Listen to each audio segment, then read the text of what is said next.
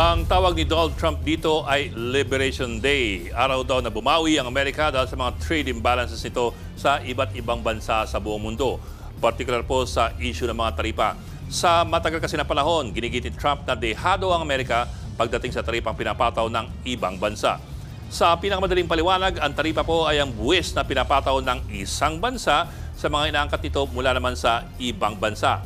Halimbawa lamang, kung magpataw po ang Amerika ng tariff rate na sabihin natin 10% sa mga produkto ng Pilipinas, ang produkto pong binenta natin ng ₱100 sa Amerika ay papatawan po ng ₱10 o 10% na taripa o buwis. So ang dapat na ₱100 lamang, magiging 110 pagdating sa Amerika. Ang epekto po niyan, mas mahal ang pag-angkat ng produktong Pilipino papunta po sa US. Ang mas malaking taripa ay ginagamit din madalas para pabagalin ang pag-angkat ng mga imported na gamit. Mas malaki kasi ang taripa, siyempre, mas tataas ang presyo at mas kaunti tuloy ang mga bibili. Ang talaga pong makakaramdam ng epekto niyan ay yung exporting country.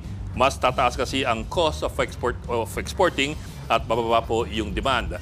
Para naman sa lokal na ekonomiya, maaaring lumago ito dahil wala na masyadong kompetensya sa mga imported goods. Ang ginawa po ni Trump ay inakyat niya halos lahat ng taripa para sa mga imports kasama na ang galing sa Pilipinas. Para nga sa Pilipinas, nilagay ang taripa sa 17%. Ito po, simula sa April 9. Sa ngayon kasi, iba-iba po ang taripa ng Philippine exports, depende po sa produkto. Ang taripa para sa mga produktong Pilipino, nag-average po ng mga 9.6% sumatotal.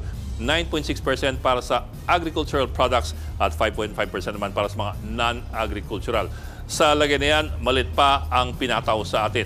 Nasa 17% nga yung taripa sa produktong Pilipino simula April 9, bagay daw na magkakaroon ng moderate impact sa ating ekonomiya. Pangalawa po tayo sa pinakamababa sa Asia, ang Singapore kasi ay nasa 10% yung taripang pinataw ng US. Pero tingnan po ninyo itong iba. For example, yung Cambodia nasa 49%, ang Vietnam 46%. Ang laki po niyan, halos kalahati po magiging dagdag na buwis para sa kanilang mga exports papunta ng US. Ang Thailand naman ay nasa 36%, China 34%, at Taiwan, Indonesia ay nasa 32%. Sa kabilang dako, umaasa po ang ilang ekonomista na baka makalamang pa tayo dahil dito.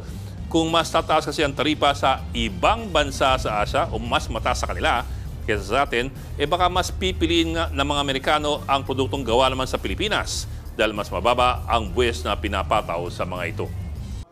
Mga kapatid, Ed Lingaw po, maging maalam at may pakialam sa mga napapanahong balita sa ating bansa.